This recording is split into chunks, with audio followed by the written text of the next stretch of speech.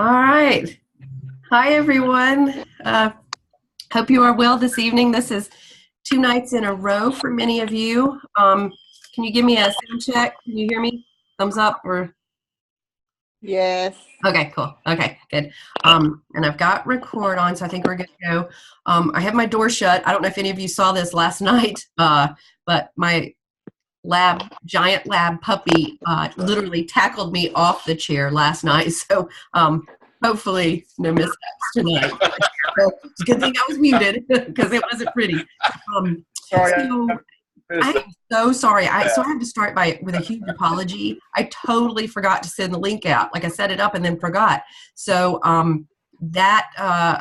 hopefully I think I've managed to communicate with everybody, and if not, if they missed it, we are recording this. So at the end, ask good questions and make sure that we've taken care of everybody. So I appreciate you all kind of working with this. Just know I will try not to let that happen again, but unless I let you know otherwise, we have a standing Tuesday Zoom meeting, with the exception of I think Easter week and maybe one other. I can't remember right offhand, but as long as it's on the schedule, just know I'll be sending it out. Preferably, best case scenario, it will always be kind of Sunday afternoon, evening. All right. So we have a lot to get through tonight, and we have not yet got the professional version of Zoom. So we have about 40 minutes, and I apologize for that. My hope is that by next week, I know that the chair of our program has requested that we get this pro version. So I just lived, but feel free. Like I said, several of you have been texting me or communicating with me via email. Feel free to do that, and we'll make sure your questions get answered. So we're really getting into the idea of professional learning communities this week. That's your work with Task 1 in the APSL. It's also really what we're starting to think about in terms of course content. But one of the things that I think it's really important, and I mentioned this briefly last week, is that we start to look at our role as leaders in PLCs. And that's a very different way of looking at things. I have a PowerPoint, and I know it's death by PowerPoint, but it's one that I do as part of a presentation for leaders. But I want to get that to you because there are some things that I want to point out, and I'll spend a little more time with it next week. I really want you to think about what does it mean to be proactive in selecting a problem that you're going to address with this newly formed PLC. What does it look like to keep folks on task and help them understand their why? And I think knowing your why in all of this is really important. And we'll come back to that idea of knowing your why in a minute. But think about that perspective. Professional learning communities are not a new concept. Most of us have a pretty good sense of the basics of them. That's a lot of what you're going to talk about in the narrative in Task 1. But the idea of what does it mean to take on a leadership role in a PLC is a very different perspective. So you're going to have to shift that lens conceivably from what you might have used before. There's some good resources. One of the things, let me see if I can scroll down here to week 2. Let's see here. So you have professional learning. There's a series of resources available with the North Carolina Department of Public Instruction, but obviously there are some key names that you want to go for with PLC research in terms of best practices. The DeFores have a wealth of information. Solution Tree is sort of the go-to website. I don't know if any of you have ever had a chance to hear Rick DeFore passed away not long ago, and he really is one of those amazing people who I could never hear him enough. Any chance I had, not any opportunity, he was just amazing. But anything from the DeFores is really powerful. Shirley Horde has a lot of good research. It's a little bit older, really good research in terms of PLCs. So there are some key people you want to look at, and you may already have those resources. There are a number of books available in terms of PLC handbook, PLC leadership. So there's just a lot out there. But in terms of proficiency for task 1, you really want to have at least 3 of the sources in that narrative. And I'll take you to that template in just a minute. But one of the things I want you to think about, and Dr. Lamb did a good job of addressing this last night in terms of evidence and artifacts. So your evidence is that narrative where you're going to write about that process. Why did you select who you did to be in the PLC?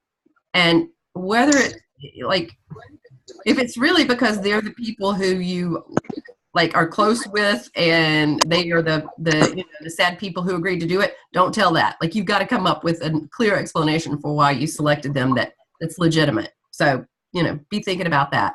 But that's the evidence. The artifact is the actual proof where they responded or where your principal acknowledged and gave permission that was, legitimate and okay to happen.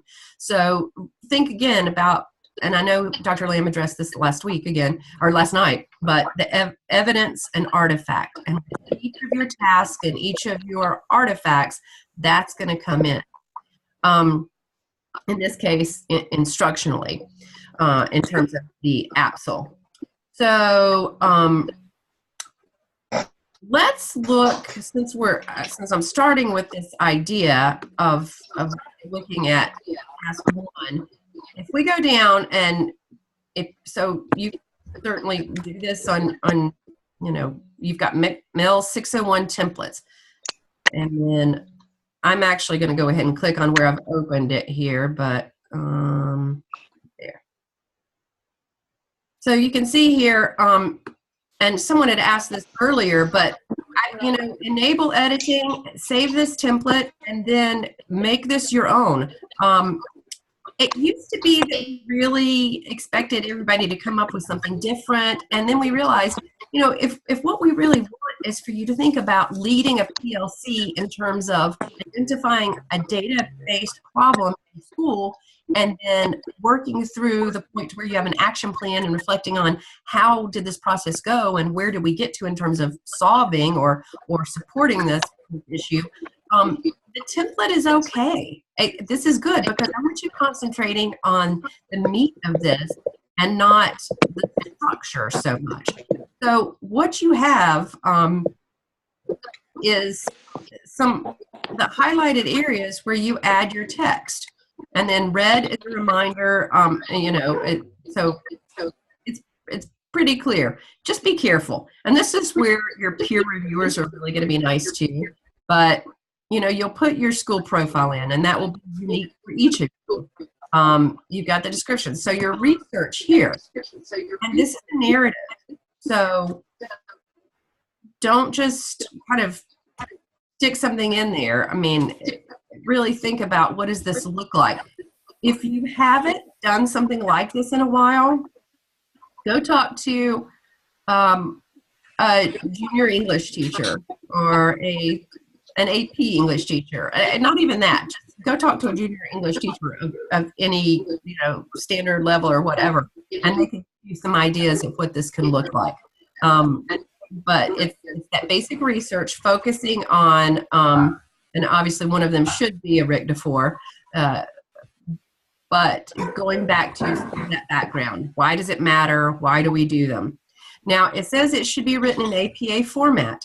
In your syllabus, and I think I marked the page number here, starting on, I think it's page 45, 46. You have some good information and an example in terms of APA style. So that's in your syllabus if you need to refer back to that. And most of us don't have that stuff memorized unless we do it every day. So just know that's in there. So that will be your narrative part, your evidence. Your selection, there will be some narrative here as well, but then also artifacts in terms of your criteria for selecting your PLC and the fact that they agreed to and are truly, you got to show evidence that they are a part of this new PLC you formed. Same thing with a meeting. You lead that PLC in a meeting to discuss the vision and purpose. And so think about, what does that narrative look like, and what is the artifact, how do you identify that? Pictures, video, etc. in terms of talking about that. We'll talk about task 2 and everything later. Some of you are probably already there, but you're researching the data to determine your most pressing learning need. I will tell you in that PowerPoint that I'm going to share with you, there are a couple of slides about possible data. So, you may want to you can just skip to those if you want, because we have this sort of narrow view, or in some cases data has become a dirt word, but it's like, okay, what are we seeing as a pressing need? What is the data of our school showing where we are struggling? And I will tell you, over the years, I've seen amazing changes happen in schools because of this work in the APSL, whether it's a particular subgroup who's really struggling, and the PLC figured out that the faculty really didn't have the training to know how to address specific needs of a subgroup, or attendance was an issue, and if they're not there, they can't learn. So they worked on that. In one case, it was teacher attendance, and the data was showing there was a serious issue of teacher attendance. So they looked at that and did some problem solving. So there's no magic answer. The key is you have to make that clear link about how it affects student learning. So just kind of be thinking about what that could look like. And you may already have some ideas in mind from looking at just general data at your school. So that's really where task 2 is going to go, is kind of that research, and then visually, in terms of artifact, visually showing how you made that decision and what it looks like. Okay. So if you have questions about task 1, hold those for, I'm going to save a couple of minutes at the end, but hold those, and we're going to kind of keep looking at some other stuff, but I don't want to leave that. So if I go back to, okay, so we've got the templates, so you saw where that was. For this week, look at this for just a second.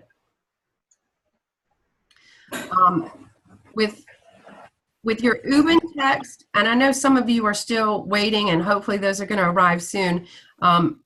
It's a good idea in your narratives for various tasks this semester to include text readings as much as possible. That's it's important. But the UBIN text in chapter 3 really talks about problem solving and how you use data to identify problems, and then how you go about the steps of getting a group of people together to be proactive and solve those problems. So I think you'll find that really helps, in particular, developing task 2. And I talked about the DPI link.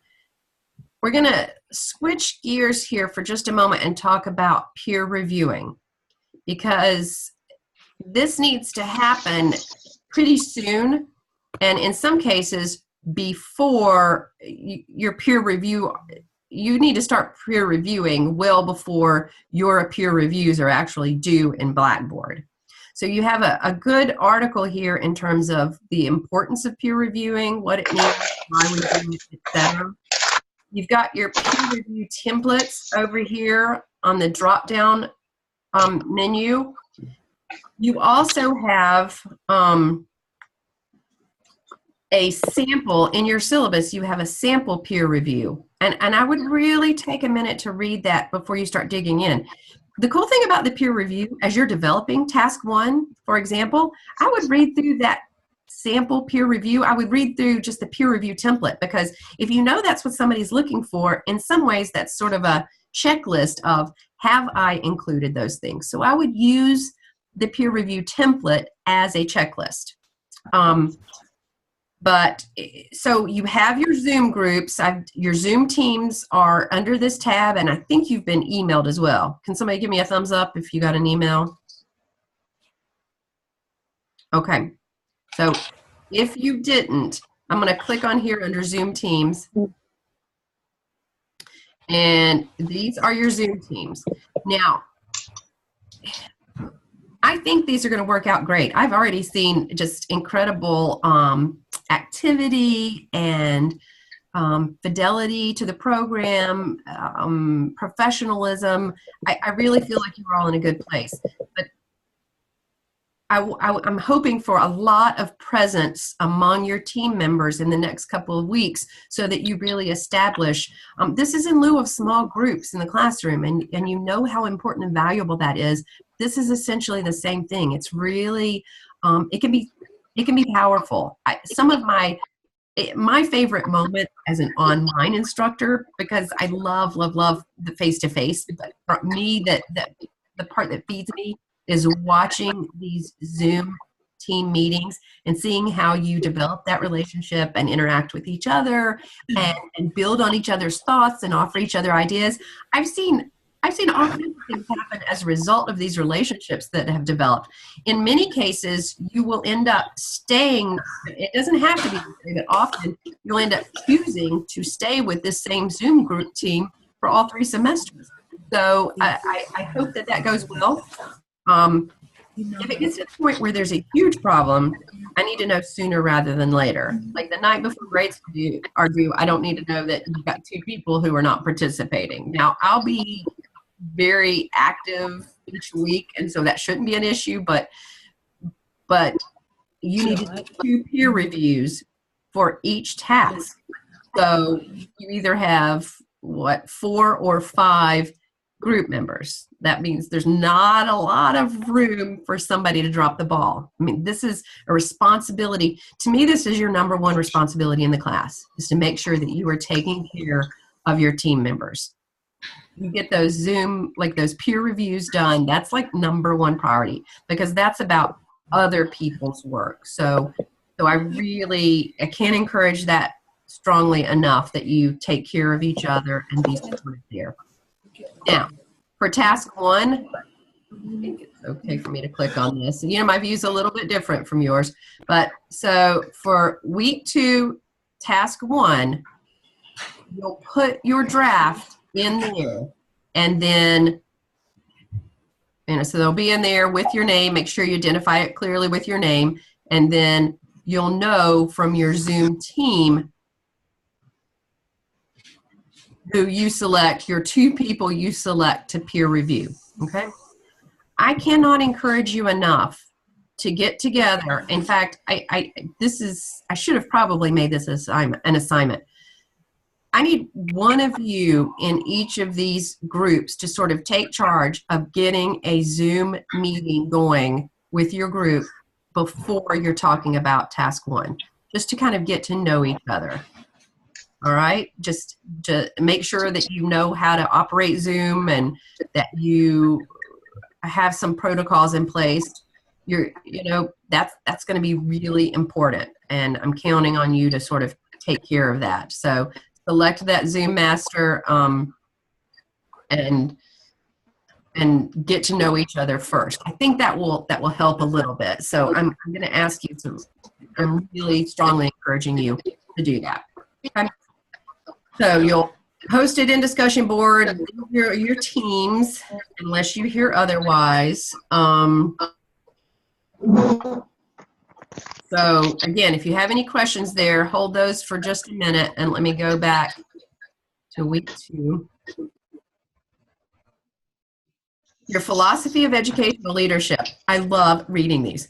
Here's how I look at this, though, because some of you, this is a leap from how you might have. If I say, tell me your philosophy of education, you could write pages and pages. You could talk to me for days about it.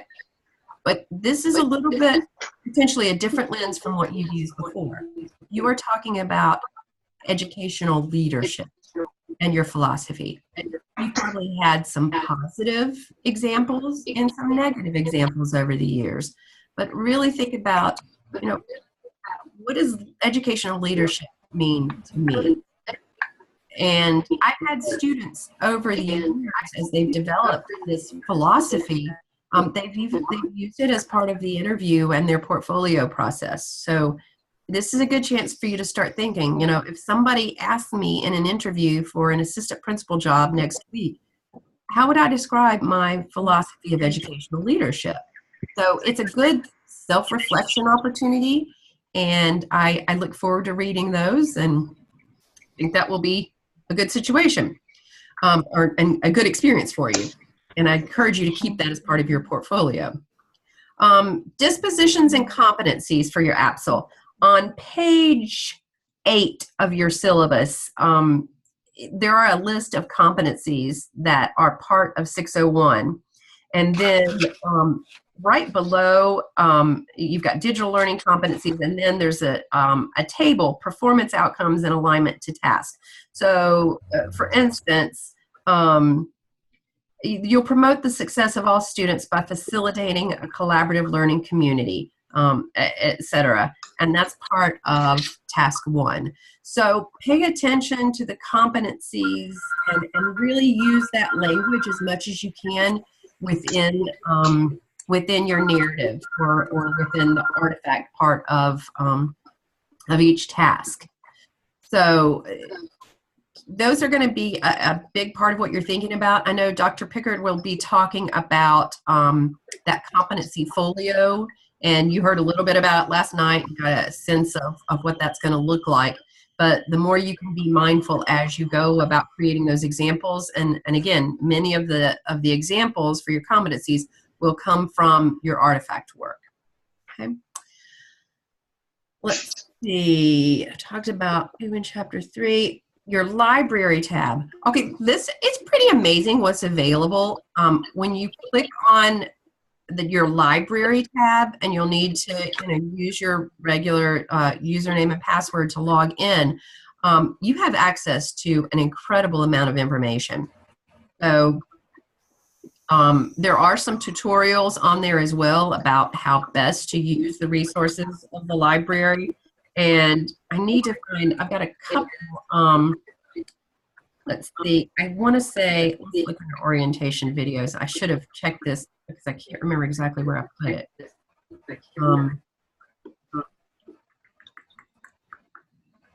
Just FYI, there's some great videos in here. So if you need some help with peer review, setting up a Zoom schedule, competencies and dispositions, EVAS, Blackboard.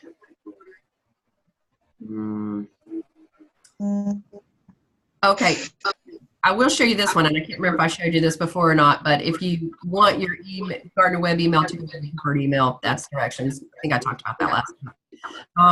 I'll have to figure out where I put those library information kind of tutorial videos, but there's some great ones, and it may be if you're really comfortable in the digital world, self-explanatory, but there's some good support out there in terms of selecting the correct or best keywords for search that will help you in terms of PLC research. There's a good chance for you to sort of play around with it and see what's in there, but just know that resources for you available for you for free 24 hours a day. And so just remember that tab, and if you get a moment, I would play around in there and just see what you can find. Keep in mind that now with the DeForest, some of their work is going to be from the early 2000s. Shirley Horde is a little earlier than that. For task 1, that's probably okay because the concept of a PLC was developed around, the 2000 time. But generally speaking, we want more recent research like previous 8 to 10 years. But for that, for PLC is probably okay. Let's see, we have about 10 minutes left. I think there's, let's see, questions. And I think there are some, let's see. We have some things in the chat. For for recording the Zoom meeting where you just get together and introduce each other, no, that's fine. I should have made it a graded requirement, but you don't need to. So I'm going to trust you to to be professional about it and make that happen. I think you'll just find that it's less awkward. So one of the things that's in your support with peer reviews is that peer review article. There's some support about how this can be a really awkward occasion. It's hard for us to give people sort of what we would describe as critical feedback. It's uncomfortable for us sometimes, but number one, you're graded on the quality of your feedback. And number two, you're not doing anybody any favors by saying, man, that was great. Good effort. That won't help. Now, there's a kind way to go about it, but nice is not what we're looking for here. One of my favorite school board attorneys really spends time with new administrators talking about the difference between nice and kind. Kind is sometimes hard. It's sometimes difficult. Kind means we have to tell tough truths. Nice is just, might make us feel better temporarily, but it serves no purpose. So really think about that difference between nice and kind as you're providing that peer review feedback. And it gets more comfortable the more you get to know each other. That's why I want you to talk first. Let's see, that one's taken care of. You'll record, now when you do your Zoom meetings post peer review, and those are listed when those are due by in your syllabus, those will be recorded. And here's what I need you to do. So in your group of, say there are 4 of you, in let's say your Zoom group 2, and there are 4 of you, only one of you whoever the Zoom master is will record it. And then, you can all have that link, share it out to the link. Everybody needs to submit to me in Blackboard that link. Okay? Everybody needs to submit it. Don't just assume one person's going to do that part for everybody. So, and I'll let you know more about that as it gets closer. But this will answer the philosophy question as well. So, assignment Dropbox is a tab over here on the left. And let me minimize that for just a second. So your philosophy of education, you'll go to assignment Dropbox and click on here, and it will give you directions for how to submit it. Same thing with your Zoom conference for the APSL task 1 and 2. Okay, so all of that will be under the assignment Dropbox tab. Okay, let's see.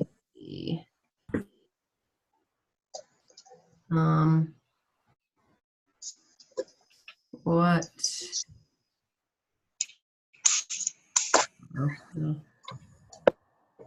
Other questions?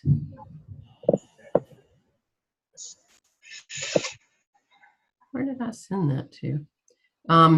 Feel free to just unmute yourself and ask me so we don't waste any time here.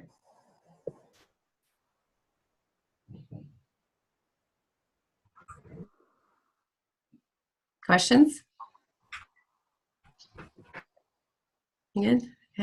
Okay. Dr. Pickard, would you like to say anything before we log off here? I think he was having some spotty internet issues. Problems. So, okay. Yeah. So we really want to make sure that that we have the pro version as soon as possible. Okay.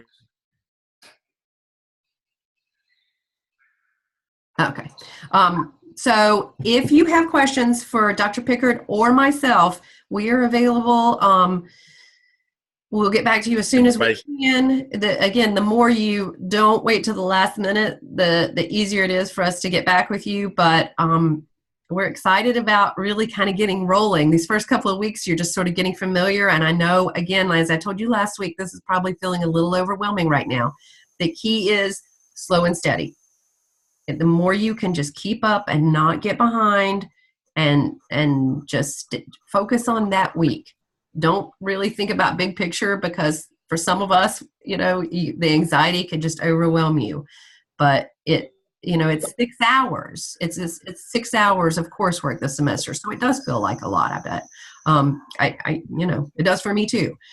But your levels and layers of support are strong with Gardner Webb, and we want you to be successful. Not just in terms of completing this work, but the bigger picture of being great administrators. I have a child who's almost finished with public school next year, and it always goes back to me for her in terms of my why. Like, I want great administrators who can lead a school that I would be proud for my child to attend. That would really be doing some great things to prepare them to be successful in life. So it always goes back to that. And I can't encourage you enough to really think about your why as you go through this program. Thank you. Dr. Sumner. Yes. I have a quick question. Can you hear me? Sure. Okay. You may have mentioned this, but on our template for the APSL, is it best that we use that as we are submitting our draft, or should we wait and post as finalized in there? Because I know that some things obviously aren't APA style in there, and so the formatting is probably going to be an issue as we go along. So I didn't know if it was easier to do something on a separate document for our drafts, but then when we do our final drop, put it on the template. I think it's probably easier for you to go ahead and use that template, and just, if there's something you're missing, keep that highlighted. Or if you've got something you're like, I'm not sure if this is APA format, you can highlight that. I think it'll make it so much easier for you, because if you get different versions and then you're trying to cut and paste later, you're adding time for yourself. So that template, I think, will make your life easier. Just go ahead and use it. And I see that, like, we need at least like probably 3 or 5 sources for the task one. Is there kind of a go-to as how large it should be, like how long it should be? I mean, because 3 sources, you're not going to get away with, but I don't want to do 5 pages and it be. Yeah, I would say 3 to 5 pages is probably makes sense. 3 or 4 for that part.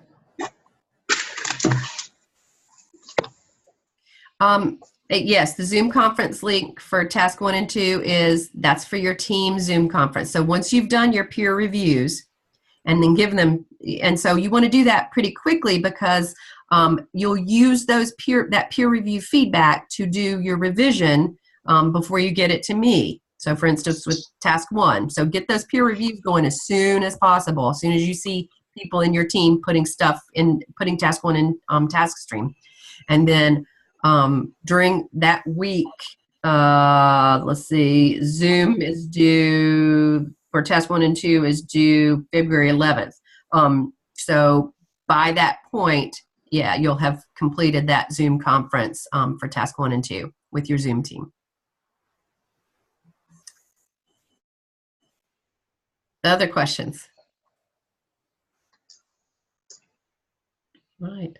I hope you all have a great week. Keep in touch, and I look forward to seeing you or talking with you soon. Okay.